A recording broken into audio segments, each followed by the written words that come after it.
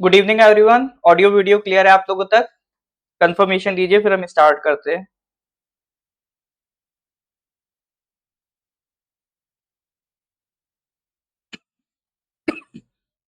हाँ जी सर। मार्च का current affairs हम लोग डिस्कस कर रहे थे। आज की क्लास और आपको लगेगी, आज की क्लास के बाद एक क्लास और लगेगी, तो उसके उसमें आपका मार्च का जो कंटेंट है वो कंप्लीट हो जाएगा, ठीक है ना। तो एक बार आगे बढ़े, पिछले एक दो क्वेश्चन देख लेते हैं लास्ट क्वेश्चन क्या करा था। आई थिंक क्वेश्चन नंबर 90 तक हो गया था।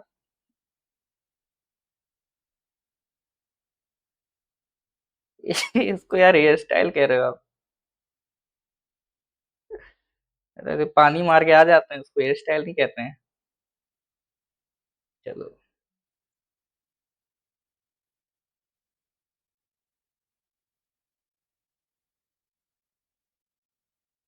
चलिए, लास्ट क्वेश्चन हम लोगों ने क्वेश्चन नंबर 90 देखा था। 96 एकेडमी अवार्ड्स ऑस्कर से रिलेटेड देखा था, बेस्ट डायरेक्टर के लिए। बेस्ट डायरेक्टर तो अब आपको याद ही होगा सर, किसको कहोगे? क्रिस्टोफर नोलन फॉर ओपनहाइमर, तो वो हो गया आपका बेस्ट डायरेक्टर। तो उसमें जितने भी एक्टर वगैरह, जितने भी इंपॉर्टेंट अवार्ड्स हैं जो आपके एग्जाम में पूछे जा सकते हैं, वो पूरा लिस्ट मेंशन कर दिया है पीडीएफ में, ठीक है ना। तो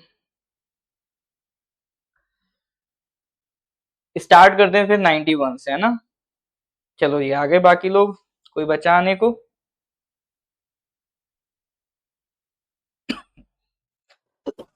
ठीक है, 91 पे आ जाओ sir.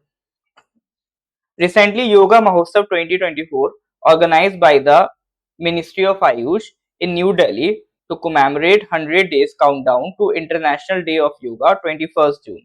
What is the theme of the International Day of Yoga? ठीक है, इंटरनेशनल डे ऑफ योगा किस दिन है आपका? 21 जून उसकी डेट है। अब सवाल ये है कि अभी उसके रिलेटेड एक इवेंट रखा गया था, क्योंकि ये मार्च में इवेंट हुआ था, तो मान के चलो 100 डेज टू सेलिब्रेट योगा, तो ये मार्च का इवेंट था। तो अभी जो इंटरनेशनल योगा डे 2024 हो रहा है, उसकी थीम क्या है, ये आपका क्वेश्चन है। क्वेश्चन समझ में आ रहा है? साइड हो जाता हूँ वरना कहेंगे सर क्वेश्चन नहीं दिख रहा। अच्छे से देख लो सर,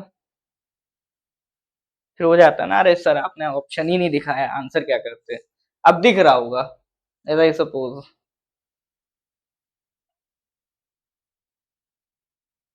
तो करेक्ट आंसर क्या है?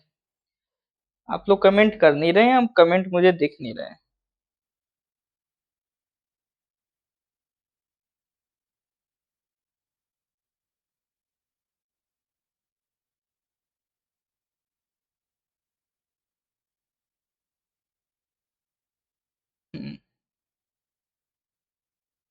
चलो शुक्रिया जी, हेयर स्टाइल के लिए धन्यवाद।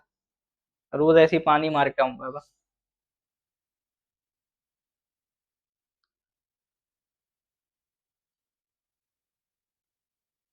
International day of yoga theme क्या है सर उसका? Correct answer is yoga for women empowerment, ठीक है। योगा फॉर विमेन एम्पावरमेंट इस बार जो आपका होने जा रहा है इंटरनेशनल डे ऑफ योगा, उसका ये थीम है। अब देखो योगा से रिलेटेड ये आपका योगा का सिंबल है। एक ट्रेंड चला था क्वेश्चन का, ओलंपिक्स में जो रिंग होती हैं उसका, कि कितनी रिंग्स होती हैं, क्या रिप्रेजेंट करती हैं। इसी तरह से आपका जो योगा डे है उसका जो लोगो है, उसका भी एक मीनिंग है, ठीक है ना, उसका भी एक मीनिंग है। एक एक पार्ट का, जैसे ये जो हैंड्स ज्वाइन कर रहे हैं, ये यूनियन शो करता है। और ये जो ऑरेंज पार्ट है, ये जो ऑरेंज पार्ट आप देख रहे हो, ये फायर एलिमेंट शो करता है। और ये जो ग्लोब है, ये वननेस। और ये जो हरी पत्तियां हैं, ग्रीन लीव्स, ये नेचर। और ये जो ब्राउन लीव्स हैं, ये अर्थ। और ये जो ब्लू पार्ट है, ठीक है, तो ये जो ब्लू पार्ट है, ये क्या शो कर रहा है? Water in the body. तो ये आपका एक योगा डे का जो लोगो होता है, उसका ये एक बेसिक क्या है आपका मीनिंग है। तो इस बार की जो थीम है, it is yoga for women empowerment. तो ये डेट याद रखना, ये योगा डे एक बार और आपसे पूछ चुका है एग्जाम में, ठीक है ना। पहले भी आ चुका है तो दोबारा फिर आ सकता है। एपीएसएसबी में आई थिंक ये फायरमैन में पूछा था, क्वेश्चन आ चुका है, इंपॉर्टेंट है, फिर दोबारा रिपीट हो सकता है। और जहां तक मुझे याद आ रहा है शायद 2 बार आया है। ठीक है, अगले क्वेश्चन पे आ जाओ। क्वेश्चन नंबर 92 पे, recently 148th assembly of inter-parliamentary union has been organized at which of the following places? Question देख नहीं रहा होगा, अब दिखेगा। हाँ,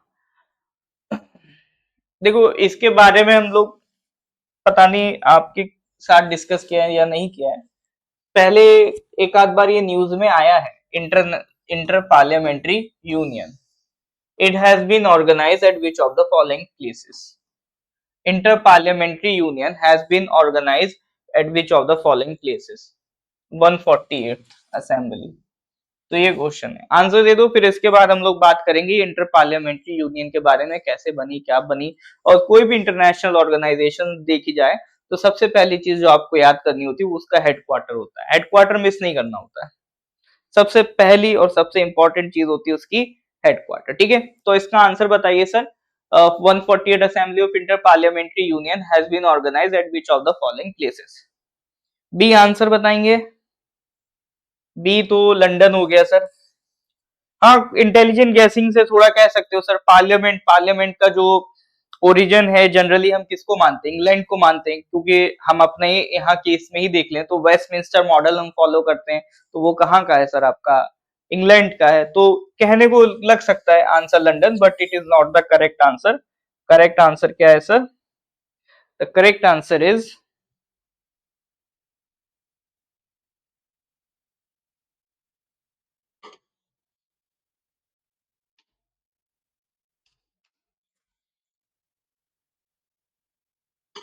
करेक्ट आंसर इज जेनेवा। ठीक है, ये जो इस बार की मीटिंग थी ये कहाँ हुई है? जेनेवा। अब ये इंटर पार्लियामेंट्री यूनियन है क्या सर? तो दुनिया भर में जिस जिस देश में पार्लियामेंट एग्जिस्ट करती है उनका ये क्या है? एक इंटरनेशनल ऑर्गेनाइजेशन है। कब स्टैब्लिश हुआ था? 1889 में। कहां पर स्टैब्लिश हुआ था? पेरिस में हुआ था। To promote representative democracy and world peace. देखो, जो पार्लियामेंट्री आपका फॉर्म ऑफ गवर्नमेंट है वो एक रिप्रेजेंटेटिव फॉर्म ऑफ गवर्नमेंट होती है। जैसे एक प्रेसिडेंशियल फॉर्म ऑफ गवर्नमेंट है, उसमें आप एक लीडर को इलेक्ट कर रहे हो, लेकिन पार्लियामेंट्री फॉर्म ऑफ जो गवर्नमेंट है, पार्लियामेंट्री फॉर्म ऑफ जो गवर्नेंस है, ये इसमें हम एक लीडर को इलेक्ट नहीं कर रहे हैं। हमें बस इतना करना है, हमें अपने एरिया के एक रिप्रेजेंटेटिव को इलेक्ट करना है। अभी आपका 19 अप्रैल को इलेक्शंस थे, उससे पहले मैंने एक वीडियो भी बनाया था जिसमें मैंने यही चीज आपको एक्सप्लेन की थी कि जब आप वोट करने जाएं तो rather than seeking who will lead us, आप ये देखिए आपके एरिया का रिप्रेजेंटेटिव कैसा है। आप कुछ मत देखिए, आप बस इतना देखिए कि आपके एरिया का रिप्रेजेंटेटिव खराब है या अच्छा है, वो आपके लिए काम करेगा या नहीं काम करेगा। And that is the essence of representative democracy. इसका एसेंस यही है कि हमें अपने एरिया का बेस्ट बंदा भेजना होता है पार्लियामेंट, और वो जब पार्लियामेंट भेजेंगे हम उसे, तो हर जगह से जब बेस्ट बेस्ट लोग चुन के पहुंचेंगे तो वो डिसाइड करेंगे कि हमारा लीडर कौन बनेगा, देश कौन चलाएगा। तो जब आप अपने एंड से बढ़िया पर्सन भेजोगे तो वो भी किसी बढ़िया पर्सन को ही लीडर चुनेंगे। हालांकि जनरली ऐसा नहीं होता है in the country like India, जहां पर पर्सनालिटी कल्ट बहुत मैटर करता है, जहां पर हम ये जरूर देखते हैं कि भाई प्रधानमंत्री या मुख्यमंत्री कौन बनेगा, उसी के अकॉर्डिंगली हम वोट देखते हैं। हम ये नहीं देखते कि भाई एमएलए कौन बन रहा है या एमपी कौन बन रहा है। बट वो रिप्रेजेंटेटिव डेमोक्रेसी के लिए दिक्कत हो जाती है। रिप्रेजेंटेटिव डेमोक्रेसी तभी कहलाएगी जब आप अपना एमएलए या एमपी डिसाइड करेंगे, उसको पार्लियामेंट भेजेंगे या असेंबली भेजेंगे, तो वो आपके हिसाब से आपके लिए काम करेगा और आपकी आवाज बनेगा। अब पर्सनालिटी कल्ट में क्या होता है? किसी पर्सनालिटी के नाम पे कोई एमएलए एमपी जीत गया, उसको मतलब ही नहीं है आपसे। आप उसके पास जाओगे भी तो वो कहेगा कि मेरे को देख के वोट तो किया नहीं है, प्रधानमंत्री को देख के वोट किया है, तो आप उसी से अपनी बात करो, मेरे से क्यों कर रहे हो? तो ये चीजें हो जाती हैं। ठीक है, तो parliamentary form is an representative form of democracy, ये वर्ड ध्यान रखिएगा। It facilitates parliamentary diplomacy and empowers parliaments and parliamentarians to promote peace, democracy and sustainable development. इसके अलावा पार्लियामेंट्री सिस्टम को और कैसे बेटर किया जा सकता है और क्या क्या इंप्रूवमेंट की जा सकती है, उन सारी चीजों पे भी ये लोग मिलते हैं तो डिस्कस डिबेट करते हैं। अब वो तो चलो ठीक है सर, सुनने के लिए देखने के लिए अच्छी चीज है। एग्जाम के लिए सर बताओ, एग्जाम में अगर पूछेगा तो आपसे हेडक्वार्टर पूछ लेगा, तो इसका हेडक्वार्टर आपको कहां मिलेगा, जहां लगभग सबके हेडक्वार्टर मिलते हैं, जेनेवा स्विट्जरलैंड। नहीं पता है तो तुक्का लगा देते हैं, जेनेवा स्विट्जरलैंड। तो इसका भी हेडक्वार्टर आपको कहां मिलेगा, जेनेवा स्विट्जरलैंड। बात समझ में आ रही है कि नहीं आ रही है सर? ठीक है, क्लियर है तो गिव मी ए थम्स अप।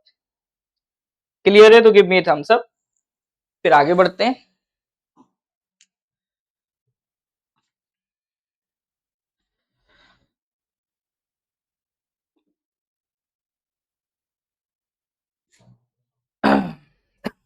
नेक्स्ट क्वेश्चन की तरफ, क्वेश्चन नंबर 93। देखो 3 हाइड्रो इलेक्ट्रिक प्रोजेक्ट के नाम दे रखे हैं इसमें। क्या क्या नाम है सर? पढ़ने की कोशिश करो, थोड़ा सा टफ है। एक तो है सर आपका Punas सांगचू hydro electric project, Punas सांगचू 1। एक है पुनास सांगचू 2 हाइड्रो इलेक्ट्रिक प्रोजेक्ट, दो तो ये हो गए। एक है सर आपका Mangdechhu hydro electric project. 3 hydro electric project के नाम दे रखे हैं और सवाल ये है कि ये अभी न्यूज में थे। These are in which of the following countries? तो ये किस देश में है? नेपाल में, बांग्लादेश में, भूटान में या फिर चाइना में? तो 4 ऑप्शन आपको दे रखे हैं और ये पूछ रहा है ये हाइड्रो इलेक्ट्रिक प्रोजेक्ट किस कंट्री से बिलोंग करते हैं। अब अगर ये क्वेश्चन आएगा हाइड्रो इलेक्ट्रिक प्रोजेक्ट से तो एज इट इज यही आएगा। इसमें बहुत ज्यादा डिटेल नहीं पूछेगा कि बताओ कि क्या उसकी स्पेसिफिकेशन है, क्या उसकी नदी है, इतना डिटेल में नहीं जाएगा जब वो दूसरी कंट्री की बात कर रहा है। दूसरी कंट्री के अगर हाइड्रो इलेक्ट्रिक प्रोजेक्ट उठाएगा तो वो उस कंट्री का नाम ही पूछेगा, जनरली तो ऐसा ही है। ठीक है, बाकी तो सर एग्जामिनर के ऊपर है, जो चाहे वो कर सकता है, उसकी भी आजादी है। तो ये जो सारे आपके हाइड्रो इलेक्ट्रिक प्रोजेक्ट्स हैं, ये बिल्कुल सही बात है, चाइना में नहीं है। तो कई लोग आप लोग में से चाइना आंसर लगा रहे थे, but the correct answer is Bhutan. ठीक है, तो जिन्होंने भूटान लगाया है उनको बधाई हो, उनका खाता खुलता हुआ चल रहा है। तो करेक्ट आंसर इज भूटान। अब जब भूटान की बात आ गई है तो भूटान की कैपिटल बताइए और भूटान की करेंसी कमेंट में बताओ सर। भूटान की कैपिटल करेंसी कमेंट करके बताओ आप। तो अभी प्रधानमंत्री जी भूटान गए थे, अभी मार्च के महीने में प्रधानमंत्री जी भूटान गए थे। तो मार्च के महीने का जो अरुणाचल टाइम्स एनालिसिस आया था उसमें मैंने इस विजिट की बात भी करी थी, आपका न्यूज में आया था, उसमें एडिटोरियल भी आया था। तो विजिट में क्या क्या उसकी क्या सिग्निफिकेंस थी, वो सारी बातें एनालिसिस जो अरुणाचल टाइम्स का था उसमें हम डिस्कस कर चुके थे। तभी प्रधानमंत्री has announced India's commitment to providing 10,000 crore in support to Bhutan 13th 5-year plan. ठीक है, earlier for the 12th 5-year plan of the royal government of Bhutan, India committed an assistance package of 5,000 crore. मतलब जो इससे पिछले 5 साल में हमने 5,000 करोड़ की मदद करी थी, इस साल हमने मदद क्या कर दी है, डबल कर दी है। तो ये सब डिप्लोमेसी का पार्ट है, क्योंकि हम देख रहे हैं कि इस टाइम रीजनल जो डिप्लोमेसी है वो हमारी थोड़ी सी गड़बड़ा रही है। हमारे जो रीजनल प्लेयर्स है उन्हें दिख रहा है इंडिया चाइना की कॉन्फ्लिक्ट चल रही है, तो दोनों ही हमें परसुएट करना चाहते हैं, तो जो ज्यादा फायदा पहुंचा है हम उसके साथ जाएंगे। तो इसी चक्कर में हमारे जितने भी नेबर्स हैं वो हमारे अलाई बन के रहें, वो हमारे सपोर्ट में रहें। फॉर दैट पर्पस अपन क्या कर रहे हैं, फॉर दैट पर्पस हम लोग कोशिश कर रहे हैं कि ज्यादा से ज्यादा असिस्टेंस अपने नेबर कंट्रीज को प्रोवाइड करें। तो दैट इज द रीजन कि पिछले 5 साल में जब हमने 5,000 करोड़ की असिस्टेंस दी थी, इस साल के जो उनके 5-year प्लान है उसमें हम 10,000 करोड़ की मदद दे रहे हैं। ठीक है, तो इसको ध्यान रखिएगा। Under the 12th 5-year plan, India has implemented 82 project-tied assistance project and 524 high impact community development projects। नहीं आया समझ में, छोड़ दो, है ना, वो इस क्लाइंट का इतना मतलब नहीं आपके लिए। बस इतना ध्यान रखो ये जो आपके प्रोजेक्ट थे ये कहाँ के थे, भूटान के। हाँ, दूसरी चीज मैंने आपसे पूछा था कैपिटल एंड करेंसी। कैपिटल बिल्कुल सही बात है,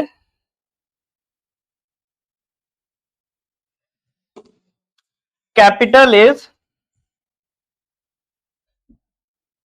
ढाका है?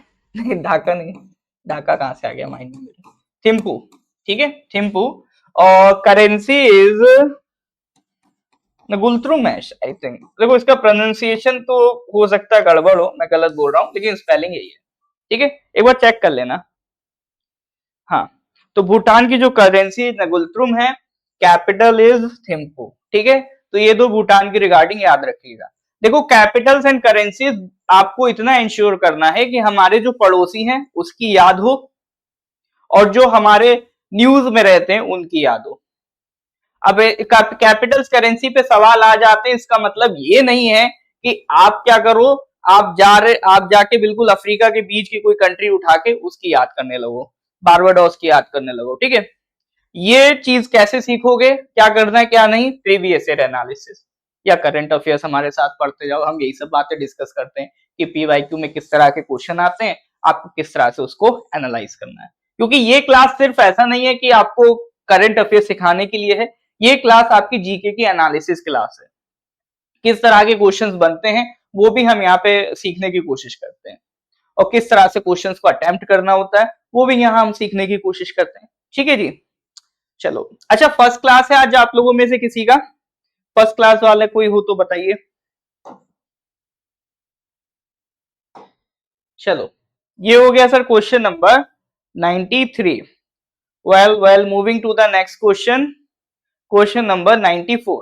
Recently a new disease named witch's broom which is associated with the pathogen, ठीक है, which is associated with the pathogen candidatus phytoplasma asteris has been discovered. It is related to which of the following crops, ठीक है। एक बस इतना ध्यान रख लेना विच इज बूम, और किस क्रॉप से रिलेटेड है वो ध्यान रख लेना। ये थोड़े से टफ टफ नाम है, उसमें इतना परेशान मत होना, बहुत इंपॉर्टेंट सवाल नहीं है ना, बहुत इंपॉर्टेंट सवाल नहीं है, बट फिर भी आ सकता है। देखो जो बिल्कुल आ ही नहीं सकता वो हम डिस्कस नहीं करते हैं, दो तरह के सवाल करते हैं, जो बहुत पोटेंशियल सवाल होते हैं या जो चांसेस थोड़े बहुत रखते हैं आने की, ठीक है। तो दो तरह के सवाल रहते हैं, तो ये उनमें से जिसके चांसेस कम है, बट स्टिल डिसीज वर्ड मैंने देख लिया, तो डिसीज से रिलेटेड आपके एग्जाम में क्वेश्चन आते रहते हैं, तो इसलिए ये क्वेश्चन मैंने उठा लिया। विच इज ब्रूम किससे रिलेटेड है, टोमेटो, अनियन, पीस, पोटैटो, ठीक है। चलो फर्स्ट क्लास वाले जितने भी हैं आपको मैं बता दूं, देखो दो तीन चीजें समझो, बाकी सब लोग फिर तुक्का मारो तब तक, और जिनकी फर्स्ट क्लास वाले हैं वो सुनो। आपका ये मार्च का सेकंड लास्ट लेक्चर है, एक लेक्चर और लगेगा, मार्च का करंट अफेयर्स समाप्त। आपको जितना भी लेक्चर हो रहा है जनवरी से स्टार्ट करना, और जितना भी लेक्चर अभी तक हुआ है वो नॉर्थ ईस्ट पीएचसी के यूट्यूब चैनल पे मिल जाएगा, ठीक है। तो हर एक महीने का सेपरेट प्लेलिस्ट हमने बना रखा है, हर एक महीने का एक सेपरेट प्लेलिस्ट मैंने बना रखा है, तो जितने भी लेक्चर्स होते जाते हैं वो यूट्यूब में अपलोड हो जाते हैं, ठीक है। तो जितने भी हो चुके हैं वो आप यूट्यूब से देख सकते हो। और बाकी कितना करंट अफेयर्स पढ़ना है, नोट्स कैसे बनाने हैं, किस तरह से करंट अफेयर्स अप्रोच करना है, ये सारी जो बातें हैं वो मैं करंट अफेयर्स जब भी किसी महीने का शुरू करता हूं उसके फर्स्ट लेक्चर में डिस्कस कर लेता हूं। तो जैसे मार्च का जब शुरू हुआ था तो इसका मार्च का फर्स्ट लेक्चर था लेक्चर 328, ठीक है। तो आप मार्च वाले करंट अफेयर्स में चले आना, उसका जो फर्स्ट लेक्चर है उसको ओपन कर लेना, तो जो इंट्रोडक्टरी बातें हैं मैंने वहां पर उसको समझा रखी है। बाकी वो मैं फिर से रिपीट करूंगा जब अप्रैल का अपन स्टार्ट करेंगे, तो वो सारी बातें फिर से आपका रिपीट होंगी, ठीक है। कल हो सकता है क्लास लाइव ना हो, अगर लाइव नहीं हो पाएगी तो मैं नॉर्थ ईस्ट वाली करंट अफेयर्स की वीडियो डलवा दूंगा, ठीक है। अगर मैं ले पाया लाइव तो ले लूंगा, कल एक्चुअली मुझे यहाँ से ट्रेवल करना है, तो हो सकता है अगर जल्दी निकला तो क्लास होना थोड़ा सा कल मुश्किल है, फिर ठीक है। देखिए नॉर्थ ईस्ट पीएससी ऐप में वो सारे लेक्चर्स मिल जाएंगे जो पेड हैं, जो हमारे फ्री लेक्चर्स है वो यूट्यूब पे मिल जाएंगे। तो ये फ्री लेक्चर में आता है करंट अफेयर्स, तो ये हमारा यूट्यूब चैनल में आपको मिल जाएगा, ठीक है जी।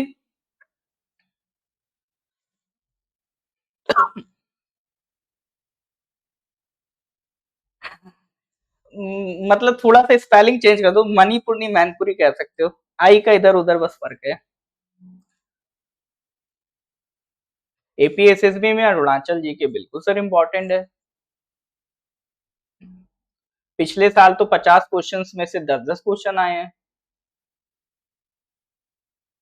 अरुणाचल जीके की भी मैंने बेसिक अरुणाचल जीके की वीडियो बना रखी है, वो भी नॉर्थ ईस्ट पीएससी के यूट्यूब चैनल पे मिल जाएगा, सर्च कर लेना Arunachal GK North East PSC मिल जाएगा।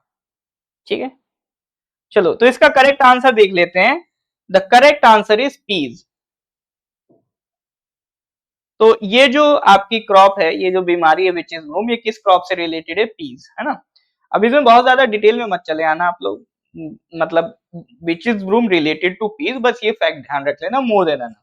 जहां पर डिटेल में नहीं जाने की जरूरत है वहां मैं आपको बताता चलूंगा, ठीक है, क्योंकि आप अपना टाइम वेस्ट ना करो, लिमिटेड टाइम होता है, और मेजोरिटी आप लोग बिल्कुल एंड में जागते हैं। बहुत से सिंसियर बच्चे हैं जो मतलब लास्ट से प्रिपेयर कर रहे हैं, कुछ ऐसे हैं जो अभी भी नहीं जागे, जो अभी मान लो अगर सितंबर में एग्जाम है तो वो अगस्त में जागेंगे, है ना।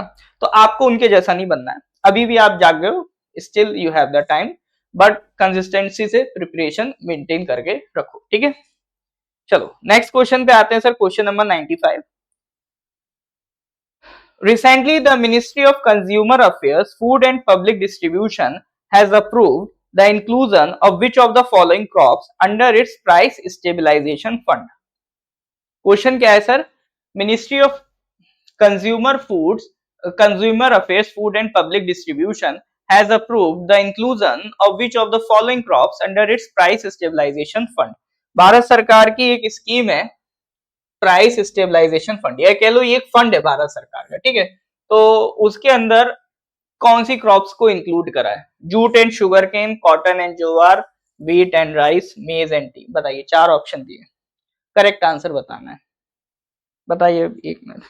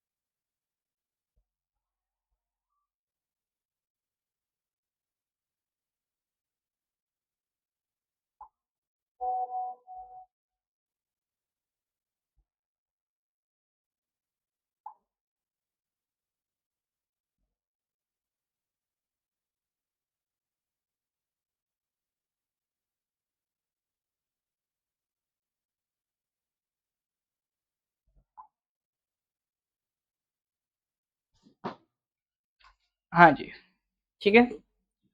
तो क्या होगा सर आंसर? गुड इवनिंग लहर जी। हाँ, तो इसका आंसर अगर हम बात करें, कौन सी क्रॉप्स को ऐड किया in the price stabilisation fund?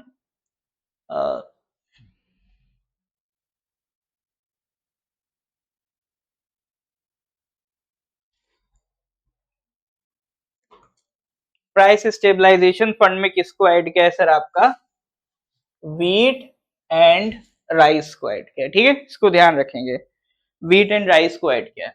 तो price stabilisation fund, it was established in 2014 से 15। It is any fund created to absorb extreme volatility in selected commodity prices, ठीक है। देखो होता क्या है, प्राइस स्टेबलाइजेशन फंड का पर्पस क्या है? कभी कभी आपने देखा होगा कोई भी चीज कमोडिटी बहुत ज्यादा महंगी हो जाती है, मान लो कभी चावल है एकदम से प्राइस बढ़ गया, अनियन एकदम से प्राइस बढ़ गया, तो उसके प्राइस को मेंटेन करने के लिए ही प्राइस स्टेबलाइजेशन फंड बनाया गया।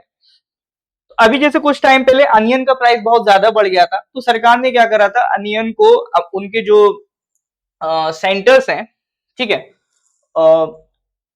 जो फार्मर ऑर्गेनाइजेशन है, डायरेक्ट उनसे परचेज करवाया था, ठीक है। तो उससे क्या है, जो बीच के मिडलमैन है, तो वो जो प्रॉफिट ज्यादा अर्न कर रहे थे वो साइडलाइन हो गए, सरकार सस्ते दामों में आपको अवेलेबल करा रही थी प्याज, ताकि डिमांड थोड़ी सी कम हो, क्योंकि मान लो प्राइस बहुत ज्यादा है, ठीक है, और डिमांड भी है चीज की, तो अगर सरकार सस्ते में प्रोवाइड करके डिमांड कम कर देगी तो ऑटोमेटिकली मार्केट में प्राइस घट जाएगा।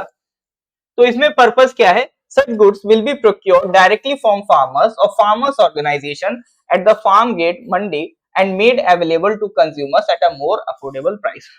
तो सरकार इसमें क्या करेगी, डायरेक्ट जो फार्मर ऑर्गेनाइजेशन है, जो मंडियां हैं, वहां से डायरेक्ट फसल उठाएगी और आपको प्रोवाइड कर देगी। तो जो मिडल मैन बीच में अर्निंग कर रहे हैं उससे आप बच जाओगे, क्योंकि ऐसा नहीं होता कि कोई भी कॉमोडिटी फार्मर्स की महंगी है तो उसका फायदा फार्मर्स को हो रहा है। वो महंगी इसलिए क्योंकि जो बीच का मिडल मैन है वो उसमें प्रॉफिट कमा रहा है। कई बार क्या होता है, काला बाजारी होती है, ब्लैक कोडिंग होती है, उसकी वजह से प्राइसेस बहुत ज्यादा बढ़ जाते हैं।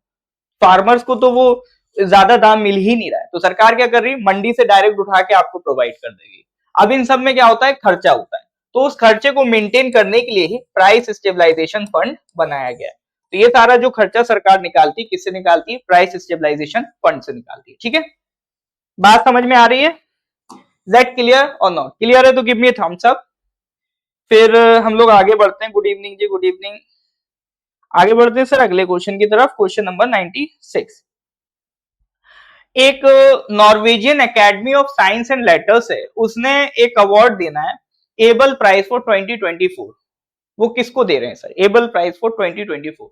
ये मैथमेटिक्स का प्राइज है, काइंड ऑफ मैथमेटिक्स में वैसे कोई नोबल प्राइज नहीं है, लेकिन जो वैल्यू नोबल प्राइज रखता है तो मैथमेटिक्स की फील्ड में एबल प्राइज भी वही वैल्यू रखता है। तो ये जो एबल प्राइज है 2024 को फोर का किसको दिया जा रहा है? पीटर सानाक, आयन स्टुअर्ट, एलोन अमिट या माइकल टेलेग्रांड। चार ऑप्शन दिए हैं, चार में से करेक्ट आंसर बताइए। हाँ जी।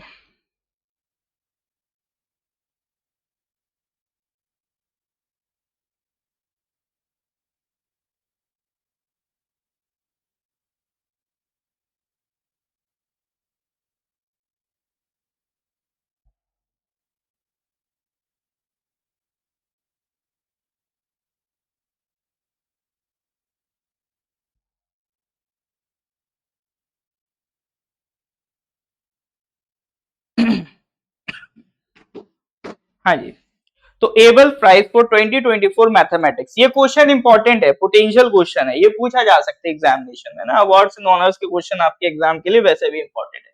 तो ये किसको दिया जा रहा है? माइकल टेलेग्रांड को दिया जा रहा है। Has been awarded the 2024 Abel prize for his ground breaking work in probability theory and understanding randomness. ठीक है, Telegrand, based at the French National Center for Scientific Research (CNRS), has focused on characterizing extremes in static systems throughout his 4-decade career। ठीक है, क्या करा क्या नहीं करा वो उतना हमें नहीं याद रखना है, हमें बस याद रखना माइकल साहब को जो प्राइज मिल रहा है, एबल प्राइज मिल रहा है 2024 का। The Abel Prize is often referred to as the Nobel Prize of Mathematics and recognizes exceptional contributions to the field। ठीक है, इसको ध्यान रखिएगा। चलो जी, नेक्स्ट क्वेश्चन पे आते हैं। Question number 96, question number 97। Recently, which of the following states has emerged as the overall champion in the third Northeast Games 2024 held in Nagaland? देखो, नॉर्थ ईस्ट गेम्स पे दो सवाल बहुत ही पोटेंशियल बन सकते हैं। एक तो ये ओवरऑल सबसे ज्यादा मेडल कितने जीते, दूसरा कहां पर हुआ। ठीक है, दूसरा कहां पर हुआ, नागालैंड में हुआ, ये आपका यहीं पर मेंशन है ना। अब इसमें मत कहना ऑप्शन नहीं दिख रहे हैं, क्योंकि नॉर्थ ईस्टर्न गेम्स है, 7 ऑप्शन है आपके पास, लगाओ कोई एक। और ये पोटेंशियल क्वेश्चन है, इसको स्टार मार्क कर लेना, इसको बाय हार्ट कर लेना। अगर एग्जाम में ये याद किए बगैर गए तो समझ लेना आपने तैयारी की ही नहीं। इंपॉर्टेंट क्वेश्चन है, इसी तरह के क्वेश्चन ज्यादा खास होते हैं, आने के चांसेस हैं, है ना। मणिपुर, नागालैंड, आसाम से सबसे ज्यादा जो मेडल्स हैं किस स्टेट ने लाके दिए? Which of the following states has emerged as the overall champion in the North East Games 2024 held in Nagaland? हालांकि ऐसा क्वेश्चन है, मेरे को मालूम है मेजोरिटी आप लोग सही जवाब ही दोगे, है ना, majority are giving the correct answer. कोई बात नहीं लहर जी, नेटवर्क खराब है, रिकॉर्डेड देख लीजिए डेफिनेटली। ठीक है, चलो इसका करेक्ट आंसर बिल्कुल सही बात है, करेक्ट आंसर इज मणिपुर। ठीक है, करेक्ट आंसर इज मणिपुर। सबसे ज्यादा जो अवार्ड मिले हैं किसको मिले हैं, जो मेडल्स मिले हैं मणिपुर को मिले हैं। अच्छा, ये नॉर्थ ईस्ट स्पेसिफिक की बात हो रही है तो ये भी याद रखना गोल्ड कितने मिले। सबसे ज्यादा मेडल मिले हैं मणिपुर को, तो मणिपुर में याद रखना गोल्ड कितने मिले 52 और टोटल कितने मिले 130। तो ये दोनों चीजें मणिपुर के लिए याद रखनी है। सेम अपना अरुणाचल के लिए, अरुणाचल में भी एटलीस्ट ये तो जरूर याद रख लेना कितने गोल्ड मिले हैं और टोटल कितने मिले। बाकी सिल्वर ब्रॉन्ज याद रह जाए अच्छी बात है, नहीं तो एटलीस्ट ये जरूर याद रखना अरुणाचल कौन से नंबर पे आया नॉर्थ ईस्ट गेम्स में, कितने गोल्ड मिले कितने टोटल मिले। तो नंबर 1 पे तो मणिपुर है, second third fourth fifth Arunachal कौन से नंबर पे है, फिफ्थ नंबर पे।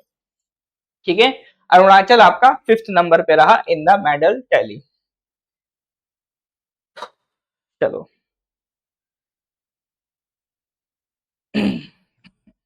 आरके जी का भी लग रहा नेट बड़ा स्लो चल रहा है। इंपॉर्टेंट क्वेश्चन है, इसको किसी भी हाल में भूलना नहीं है ना।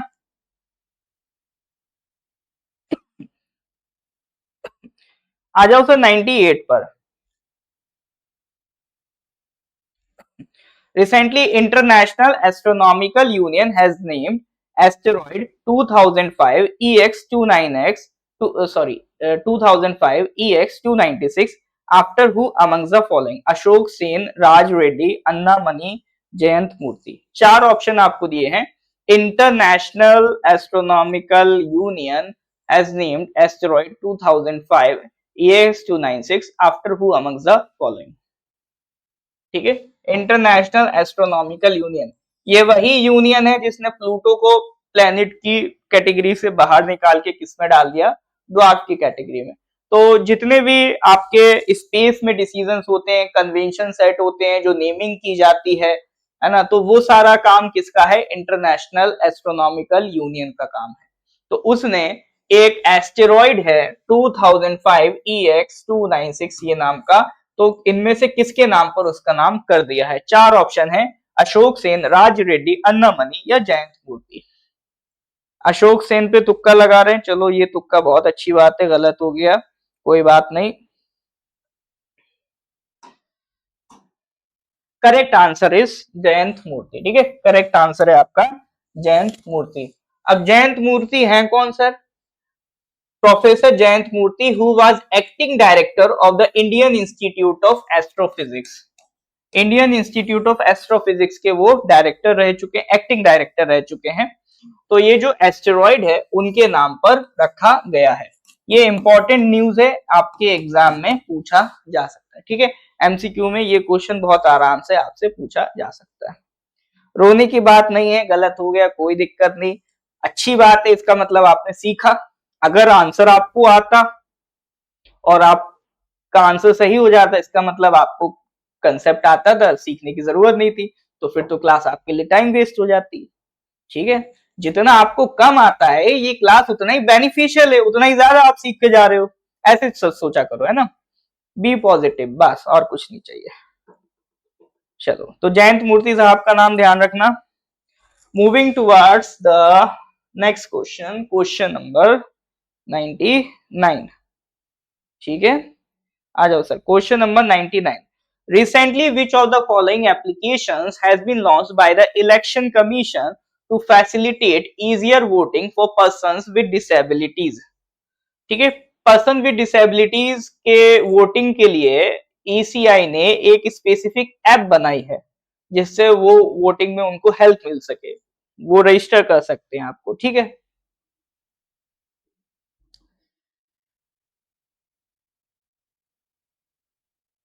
Which of the following applications has been launched by Election Commission to facilitate easier voting for persons with disabilities? योग्य, काबिल, सक्षम, समर्थ, चार ऑप्शन दिए गए हैं, चार में से करेक्ट आंसर बताना है।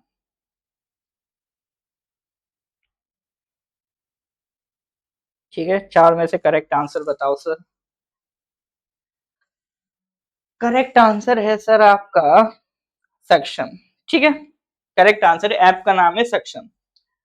अभी देखो, इस बार ECI ने काफी कोशिश की है कि जो 80-85 ईयर्स प्लस एजेड लोग हैं और जो पर्सन्स विद डिसेबिलिटीज हैं उनको उनके घर में वोट फ्रॉम होम की व्यवस्था दी जाए। 85 years of age और person with disabilities with 40% benchmark disability. ये क्या होता है? डिसेबिलिटी का परसेंटेज होता है, ठीक है ना।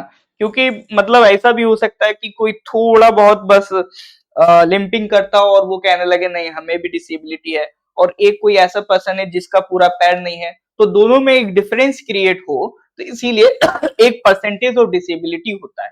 तो अगर किसी का 40% से ज्यादा डिसेबिलिटी है या फिर 85 इयर्स ऑफ एज से ज्यादा उसकी एज है, तो उनको फैसिलिटी दी गई है that they can cast their votes from the comfort of their homes, ठीक है। उसी के लिए जो ऐप बनाई गई है सक्षम app, to ensure accessibility and inclusivity and the electoral process the election commission has introduced, ठीक है।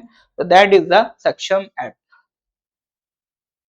देखो इस पे भी एक क्वेश्चन आपसे कभी मेंस वगैरह में बन सकता है, अगर आप यूपीपीएससी की तैयारी कर रहे हो, आप लोग सोचना इसके बारे में कि पर्सन्स विद डिसेबिलिटीज के लिए हमारे देश की गवर्नेंस में कितनी फैसिलिटीज अवेलेबल हैं। अगर कोई मान लो जिसको चलने में प्रॉब्लम हो या जो नहीं देख सकता हो, तो उसके लिए एक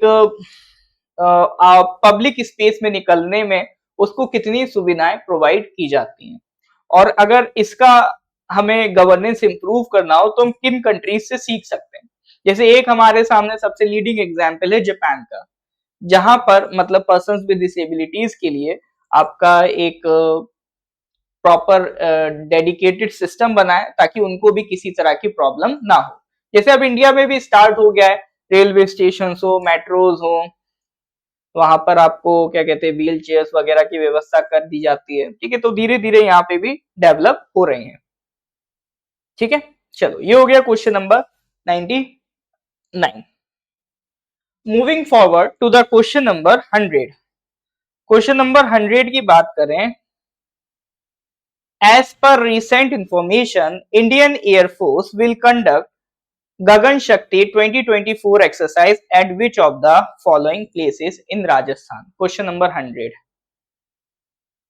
As per recent information, Indian Air Force will conduct Gagan Shakti 2024 exercise at which of the following places in Rajasthan?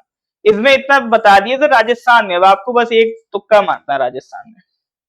अच्छा, जैसे अभी एपीएसएसबी में हमारे रनिंग में कोर्सेस हैं, एपीपीएससी के भी हमारे रनिंग में कोर्सेस हैं, तो अगर आप एपीएसएसबी या एपीपीएससी के रिगार्डिंग कोई कोर्स ज्वाइन करना चाहते हैं या आपको कोई जानकारी चाहिए, आपको ये कोई क्वेरी है, कोई डाउट है ना, तो आप ये जो गिवन नंबर है 8076535685 इस नंबर पर व्हाट्सएप कर सकते हो, ठीक है। अभी एपीएसएसबी में सीजीएल की वैकेंसीज आई हैं, उसी सीजीएल की वैकेंसीज में आपका स्टेनोग्राफर की भी वैकेंसीज हैं, यूडीसी की भी वैकेंसीज हैं। अच्छा, यूडीसी में इस बार अच्छी बात ये हो रही है कि उन्होंने किसी तरह का स्किल टेस्ट नहीं बोला है, जो प्रोफिशिएंसी टेस्ट है सिर्फ स्टेनोग्राफर वालों को देना है। सितंबर में एग्जाम है, अगस्त में पहले उन्हें प्रोफिशिएंसी टेस्ट क्वालिफाई करना होगा, लेकिन जो यूडीसी में पहले एक स्किल टेस्ट होता था बाद में, वो उसमें नहीं लिखा है, उनको सिर्फ रिटन एग्जाम देना है। तो यूडीसी वालों के लिए ये एक अच्छी खबर है। हालांकि एक उनको सर्टिफिकेट चाहिए होगा कंप्यूटर का कि हाँ आपने एक मिनिमम 6 मंथ्स का कंप्यूटर कोर्स किया है, कोई अरुणाचल से रिकॉग्नाइज इंस्टीट्यूशन हो या फिर आपका एआईसीटी से अप्रूव्ड हो, ठीक है। साथ ही साथ एपीपीएससी का भी बहुत जल्दी वैकेंसीज आपको देखने को मिल सकती हैं। तो रिगार्डिंग एपीपीएससी में भी आपकी अगर हम बात करें तो एपीपीएससी में सर आपका जो प्रीलिम्स का भी हमारा एक स्पेसिफिक बैच है, प्रीलिम्स प्लस मेंस का भी स्पेसिफिक बैच है, ठीक है। और मेंस में सिर्फ हम ऐसा नहीं पढ़ा रहे हैं, प्रैक्टिस भी हमारी लगातार चल रही है, वीकली टेस्ट उसमें आपको अवेलेबल कराए जा रहे हैं, और जो भी स्टूडेंट्स आंसर लिखते हैं उसका हम प्रॉपर फीडबैक भी पर्सनलाइज तरीके से प्रोवाइड कर रहे हैं, ठीक है। तो वो सारी व्यवस्था आपको सारी मिलेगी जो आपको एग्जाम क्रैक करने के लिए चाहिए, ठीक है। चलो तो बताइए सर गगन शक्ति 2024 एक्सरसाइज कहां पर हो रही है? तो करेक्ट आंसर इज, तो इसका करेक्ट आंसर इज पोखरण, ठीक है। तो ये जो आपकी जो एक्सरसाइज है गगन Shakti 2024 Pokhran, Pokhran is a very special place हमारे लिए, क्योंकि सर जो न्यूक्लियर टेस्ट आपको याद होगा जो हुआ था 1990s में, second and final nuclear test, जिसके बाद भारत एक न्यूक्लियर कैपेबल कंट्री बन गया था, तो वो आपका पोखरण में ही हुआ था, है ना।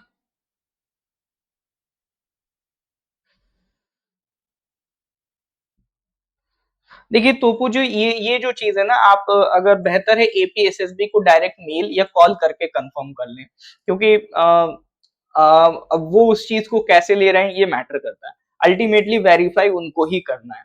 हम क्या सोचते हैं क्या नहीं सोचते हैं उससे इतना मैटर नहीं करेगा, उससे फर्क नहीं पड़ेगा। हालांकि मेरे हिसाब से तो कर लेना चाहिए, बट मैं मतलब ऐसा नहीं कहूंगा कि कर ही लेगा, वो आपको कमीशन से ही वेरीफाई कर लें, वो ज्यादा बेहतर रहेगा। ठीक है, चलो लास्ट क्वेश्चन पे आ जाते हैं। अरे अभी थैंक यू, एक क्वेश्चन और करो। Question number 101. As per recently released UN World Water Development Report 2024, 2.2 billion people worldwide have no access to clean drinking water. Which of the following organizations has published this report? तो एक बहुत ही डरावनी report आई है कि sir UN की World Water Development Report 2024 जो कहती है 2.2 billion people worldwide have no access to clean drinking water. ठीक है, have no access to clean drinking water. देखिए ये बड़ी दुर्भाग्य वाली स्थिति है, हमारे देश में भी ऐसे बहुत से इलाके हैं जहां पर आज भी लोगों को साफ पानी नहीं मिलता है, और ये सिर्फ हमारे देश की बात नहीं है, दुनिया भर में यही कई जगह पर ऐसी सिचुएशन है। ये रिपोर्ट भी यही कह रही है कि 2.2 billion people worldwide have no access to clean drinking water. तो सवाल यह है कि ये जो रिपोर्ट आई है UN World Water Development Report, इसको किसने पब्लिश किया है? WMO World Meteorological Organization, World Bank, UNESCO या यूएनईपी। इन चार में से एक ऑप्शन आपको बताना है। अब आप थोड़ा आइडिया लगा सकते हो, सर मीटरोलॉजिकल ऑर्गेनाइजेशन तो वेदर क्लाइमेट से रिलेटेड डील करता है, तो यहाँ पर क्लीन ड्रिंकिंग वाटर क्यों देखेगा? तो एक ऑप्शन ये हट सकता है। वर्ल्ड बैंक तो फंडिंग से रिलेटेड है, ये हट सकता है। यूनेस्को का काम क्या है? एजुकेशनल और साइंटिफिक ऑर्गेनाइजेशन है। कल ऐसा नहीं है कि यूनेस्को का काम सिर्फ वर्ल्ड हेरिटेज साइट्स बनाना है, ठीक है, ये मत समझ लेना। यूनेस्को में जनरली हम समझ लेते हैं कि सिर्फ इसका कल्चरल काम है, नहीं सर, एजुकेशनल वर्क भी है, साइंटिफिक वर्क भी है। चौथा ऑप्शन है इन्वायरमेंट प्रोग्राम। तो हो सकता है आपको इन्वायरमेंट से रिलेटेड ये चीज लग रही हो, तो और आप लोग इंटेलिजेंट गैसिंग करके आंसर यूएनईपी लगाएं। हाँ, तो मार्टिन जी ने लगाया भी है, इसमें आपकी गलती नहीं है, आपने अपनी तरफ से जो बेस्ट था हम सोच सकते थे वो यूएनईपी भी हो सकता है, मतलब एक तरीके से इनडायरेक्टली सोचो तो। लेकिन हाँ, यहाँ पर गौर करने की जरूरत है कि करेक्ट आंसर यूएनईपी नहीं है सर, करेक्ट आंसर है आपका यूनेस्को। ठीक है, यहाँ पर करेक्ट आंसर आपका क्या है? यूनेस्को। अब जैसे ही कोई इंटरनेशनल ऑर्गेनाइजेशन सुनो, सबसे पहला माइंड में सवाल आना चाहिए, भैया इसका हेडक्वार्टर कहाँ है? ठीक है, तो यूनेस्को का हेडक्वार्टर है Paris. Paris is the capital of France. कभी भी कोई इंटरनेशनल ऑर्गेनाइजेशन सुनो, सबसे पहला सवाल आना चाहिए इसका हेडक्वार्टर। यूनेस्को का है पेरिस, फ्रांस। ठीक है, अब देख लेते हैं सर ये रिपोर्ट कह क्या रही है। इसमें कह रही है कि sir water access disparities and increasing migration, 2.2 billion people do not have access to safely manage drinking water and 3.5 billion people globally do not have access to properly managed sanitation facilities. Water deficit inducing migration. अब ये जो पानी की कमी है इसकी वजह से माइग्रेशन भी बढ़ रहा है, लोग एक जगह छोड़ के दूसरी जगह जा रहे हैं। तो देश भर में, दुनिया भर में जो 10% इंक्रीमेंट हुआ है माइग्रेशन का, उसके लिए इकलौता ये पानी की कमी रेस्पॉन्सिबल है। इंक्रीजिंग वाटर फुटप्रिंट, ठीक है, तो जो ग्लोबल वाटर फुटप्रिंट है वो एक्सपेंड कर रहा है with fresh water consumption increasing by nearly 1% annually. ठीक है, मतलब जो पानी के अवेलेबिलिटी है वो भी बढ़ ही रही है। Urban rural divide, urban rural में डिवाइड है, ठीक है, 4 out of 5 people lack at least basic drinking services live in rural areas। यानी जो पानी की कमी है वो अर्बन एरियाज में इतनी आपको नहीं दिखेगी जितनी रूरल एरियाज में दिखेगी। यानी रूरल एरियाज में देखो तो 5 में से 4 लोगों को बेसिक ड्रिंकिंग वाटर सर्विसेज की कमी है। नेक्स्ट